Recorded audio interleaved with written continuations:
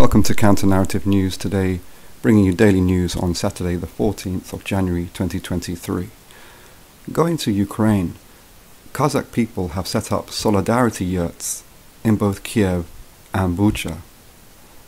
Since the Russian military invasion and the crushing of the Kazakh working class uprising in January 2022, and then Moscow's decision to invade, occupy and annexed in a supremacist war against Ukraine, the people of Central Asia, including many of the leaderships of the Central Asian states, have balked at Russia's behavior, and these developments have grossly alienated Central Asians from Moscow. The Russian Foreign Ministry spokesperson Zakharova has made a formal complaint asking for a clarification from the Kazakh government. However, a spokesman from the Kazakh Foreign Ministry, Smadayarov, has said, quote-unquote, "So what? These are private people from Kazakhstan who have taken this initiative, and they see no problem in them taking that initiative." In Russia, the head of the investigative committee, Alexander Basrykin, has said, quote-unquote, "In the last 5 years, we have given more than 550,000 passports to people from Central Asia to become Russian, and that they have an obligation to protect the country that adopted them," end of quote. This smacks of the grossest kind of colonialism and racism. Migrant people do not go to where life is relatively a little bit better in socio-economic conditions to then be forcibly recruited into a war and then die in that war. Many Central Asians are actually joining the Kiev side of the conflict, because quite simply what they've seen happen to Kazakhstan in January 2022 and now Ukraine could easily happen to them.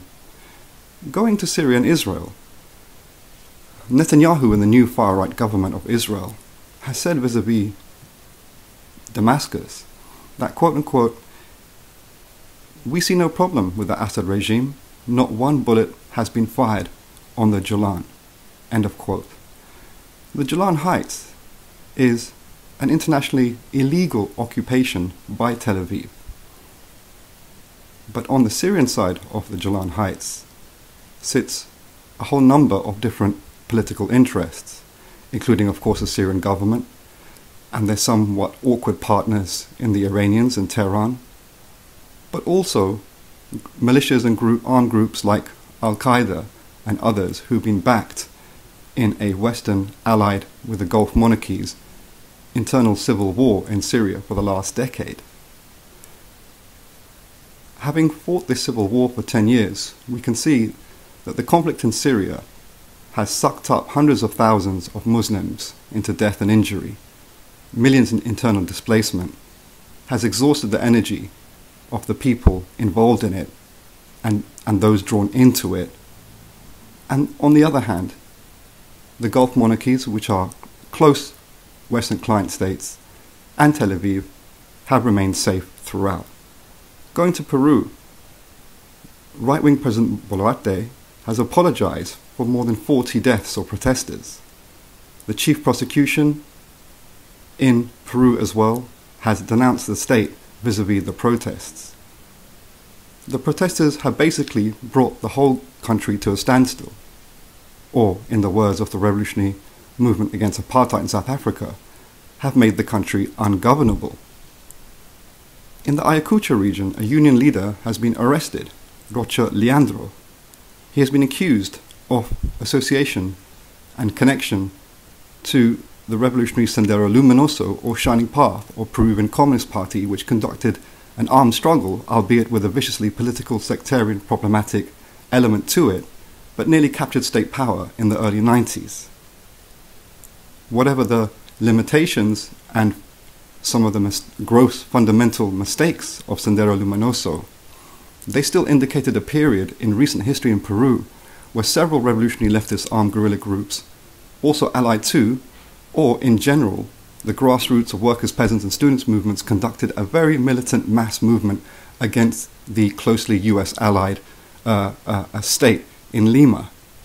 And so the struggle continues there in Peru, and in so doing, inspiring masses around the world of standing up to the right wing. and their allies in the north. Going to Afghanistan, many Afghans have complained about Australia's decision to ban a series of one-day cricket matches scheduled in March on Australia. Australia has made this decision as a means to attack the Taliban regime, which are largely unpopular. However, cricket remains one outlet in which Afghans can actually express themselves beyond the supremacism of their Taliban regime. Leading cricket personality Adnan Rashid has made complaints, as have most Afghan senior cricketers, including the women's team in Afghanistan as well. And finally, the grandson of Nelson Mandela, Mandla Mandela, has made a speech in a new stadium in Algeria named after his grandfather, Nelson Mandela. In the speech, he calls for continued solidarity with the last remaining colonized areas in Africa, as he called them, Palestine and Western Sahara, to great jubilation and chanting from the mass young Algerian crowds in the stadium. However, there are also other occupied territories in Africa by colonialism, including Ceuta and Melilla, occupied by the Spanish state, and the open wound which was delivered by the former colonial powers, that is Libya, remains a gaping hole that continues to fester. Please continue to subscribe, like, comment and share. We welcome any critical feedback or feedback of any kind. Please do remember that counter-narrative news does not speak in the interests of any state in the world, is non-funded and grassroots, and speaks entirely in loyalty in the interests of the labouring masses in the world. All the best.